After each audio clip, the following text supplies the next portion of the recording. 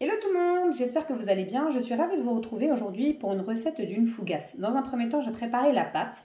Donc pour cela, j'ai pris un plat, j'ai mis 400 g de farine. Vous mettez n'importe quel type de farine, que ce soit 65, 45, bio ou pas bio, ça va dépendre. Pour cela, donc j'ai besoin de 400 g de farine, 20 g de levure boulangère, que vous trouverez dans les rayons frais ou chez votre boulanger. Je vais prendre également 2 cuillères à soupe d'huile. Je vous mettrai dans la barre d'outils, hein, juste en bas, les ingrédients nécessaires pour cela. Je vais prendre également une demi-cuillère de sel, mais que je vais mettre à côté. Parce que là, dans le puits, je ne le mélange pas avec la levure. Je vais commencer à mélanger délicatement la levure avec l'huile d'olive avec mes petites mains. Aujourd'hui, alors vous pouvez faire votre pâte comme vous voulez, soit nature ou soit avec des herbes. Donc là, moi j'ai un petit mélange d'herbes, de thym, romarin, donc des herbes de Provence. Donc là, aujourd'hui, j'ai mis à peu près 2 grosses cuillères à soupe. J'ai préparé de l'eau, donc là il y a à peu près 250 g, mais je ne vais pas tout mettre. Je vais rajouter au fur et à mesure, et pareil, encore une fois, je vous mettrai combien il me reste d'eau juste en dessous. Donc, je mélange, j'attrape ma pâte ensemble. Voilà. Donc moi je veux que ce soit une pâte assez souple, hein. Je ne veux pas trop qu'elle soit trop dure.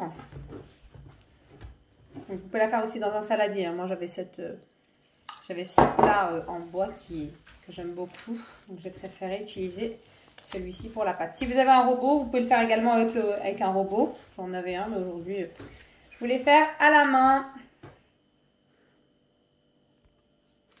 Donc voici la pâte. J'ai travaillé quelques minutes. Vous voyez, elle est très souple. Il faut savoir, c'est que si vous le trouvez que vous avez mis trop d'eau, ça va dépendre d'un type de farine.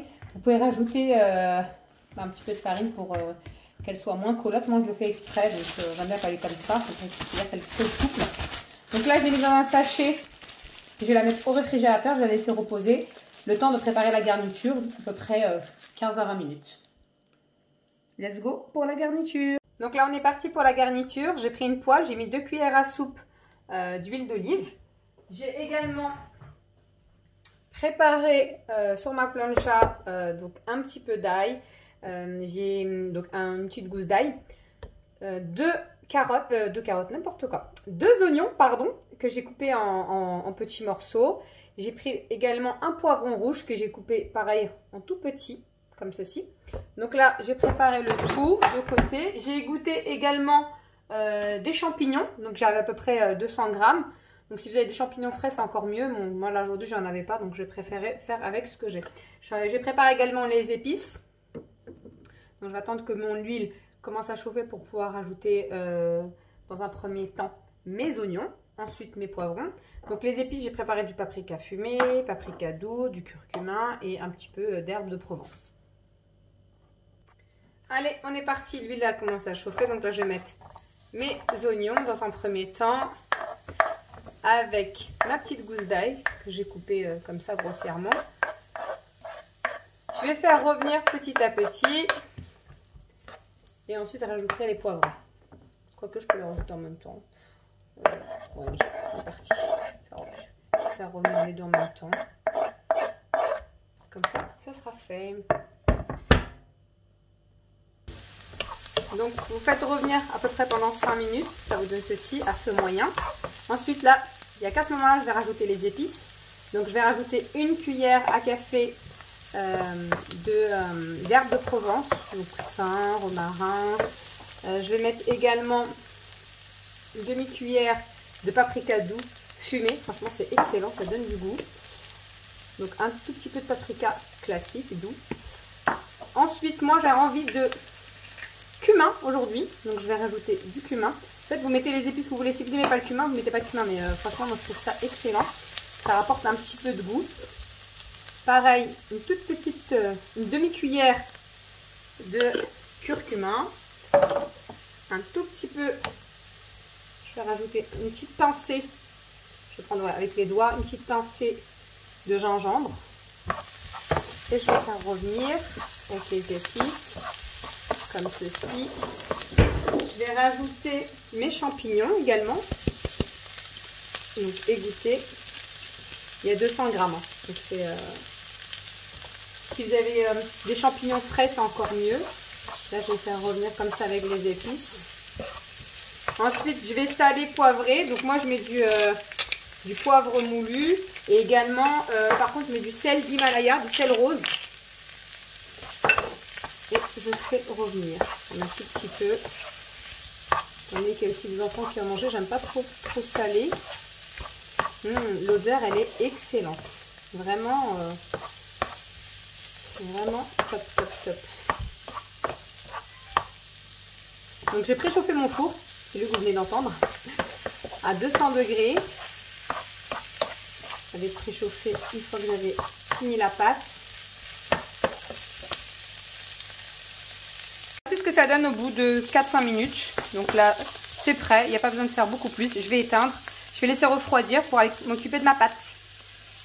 Et voilà de retour. Donc j'ai sorti ma pâte de mon sachet du réfrigérateur. Donc j'ai mis un peu de farine sur mon plan de travail. Ensuite, je dégaze délicatement comme ceci ma pâte. Vous voyez, vous entendez des petits bruits. C'est pour ça qu'on appelle ça dégazer. Ensuite, j'ai préparé un ustensile comme ça pour me permettre de couper ma pâte. Et là, je viens faire des petits pâtons d'à peu près de cette taille-là pour préparer des fougasses. Après, vous en faites des plus ou moins plus grosses. Ça dépend de la taille de vos fougasses. Mais là, moi, je vais en pouvoir en faire plusieurs. Je pense que ça doit faire au moins 100 grammes à peu près par pâton, à vue d'œil.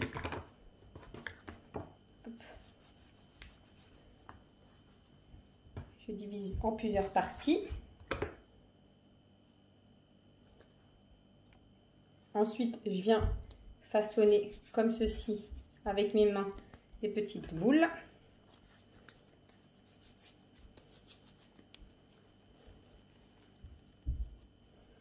Je vais faire ça comme ça, là pareil. Hop. Donc si elle est un peu collante, n'hésitez pas à mettre un peu de farine. Mais moi j'aime bien quand elle est souple comme ça, au moins elle est plus facile à travailler et la pâte sera moins dure. Donc là pour le coup ça me fait 2, 4, 6 petites fougasses. Enfin ouais, je pense qu'elles vont être quand même assez grandes, il faudra juste bien les travailler avec le rouleau à pâtisserie. Donc là je vais les mettre de côté. Et la petite dernière. Hop là, ça donne des belles petites boules comme ça.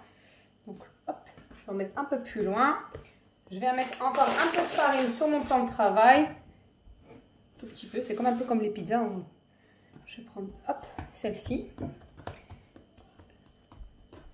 J'étale ma pâte. Ça va plus vite avec le rouleau à pâtisserie. Donc je l'étale comme ceci. Vers les extrémités. Bon là aujourd'hui mon plan de travail est un peu petit quand même. Ensuite je tourne la pâte. Donc selon comment vous l'aimez, si vous l'aimez qu'elle soit grosse ou pas la pâte. Moi perso j'aime bien quand elle est un peu fine. J'aime pas trop quand elle est trop épaisse. Donc voilà, après ça ressemble à on va dire à un cercle. Donc si vous la faites nature, bien évidemment la pâte elle sera toute blanche. Hein. Là c'est vraiment parce qu'il y a des herbes, en plus je trouve ça joli. Là je vais mettre de ma garniture.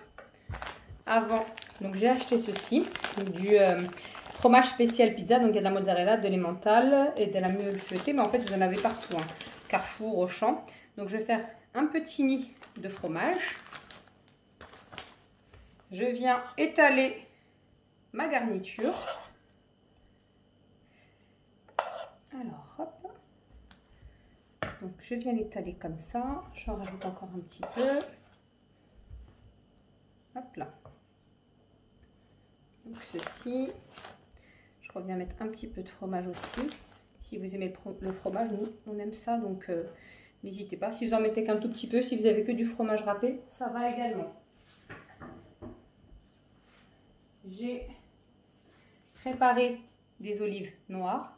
Là on avait envie d'olives noires et j'ai découpé des petites tomates cerises. J'avais ça, donc soit vous les coupez de ce sens là, soit dans ce sens là. Ça c'est facultatif, c'est vraiment selon le goût de chacun. Donc je sais que chez moi il y en a qui aiment les tomates cuites et d'autres pas. Donc voilà pour ma garniture. Vous pouvez vous équiper soit d'un couteau ou soit de cet ustensile. Chez les gens du Maghreb, ils appellent ça jarrara. Ensuite, je viens faire des petites incisions comme ça. Donc là, j'en ai fait 1, 2, 3, 4, 5. Allez, et une 6e. 6. Vous voyez, ça s'écarte. Vous pouvez le faire avec un couteau, hein, pour information. C'est juste que là, ça va être juste, je pense, joli au niveau du visuel. Et ensuite, on vient replier comme ceci.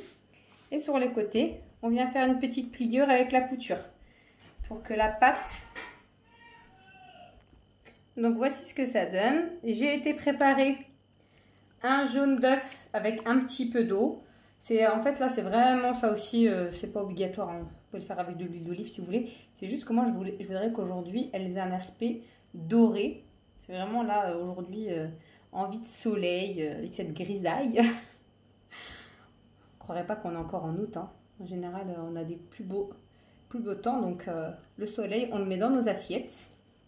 Même s'il n'est pas au rendez-vous. Donc moi j'ai une plaque de chez Guy de Marne. Qui d'ailleurs j'ai rempli avec un petit peu de farine, mais c'est pas grave. Qui est comme ça. Donc c'est une plaque en silicone. Enfin c'est une plaque avec un tapis en silicone. Si vous n'avez pas hein, juste une plaque avec du papier de cuisson, ça fait l'affaire. Donc là je vais l'installer dessus. C'est parti, je vais enfourner à peu près 10 minutes. Donc voilà, n'hésitez pas à faire la pâte pas trop fine non plus parce que c'est un peu difficile à transporter pour la mettre sur la plaque. Sinon, si vous avez une petite pelle de cuisine spécialement pour les pizzas ou autres, ça peut faire l'affaire également. Allez, on est parti pour 10 minutes de cuisson. Et voici le résultat. Donc moi, j'ai laissé exactement 12 minutes. Ça va dépendre de votre four. Donc 12 minutes à 200 degrés. Et voici le résultat final, prêt à servir, à manger. Donc vous pouvez manger ça avec une petite salade, une entrée. Ça peut être assez sympa. Donc repas léger pour le soir ou le midi, bien sûr. Donc la fougasse, vous pouvez la garnir comme vous voulez, comme vous le souhaitez. Ça peut être également aussi avec du chèvre, miel ou autre. Donc je vous dis à très bientôt pour de nouvelles recettes. N'hésitez pas à liker et à partager. Je suis également sur Instagram et sur Snap. Je vous dis à très bientôt pour de nouvelles recettes.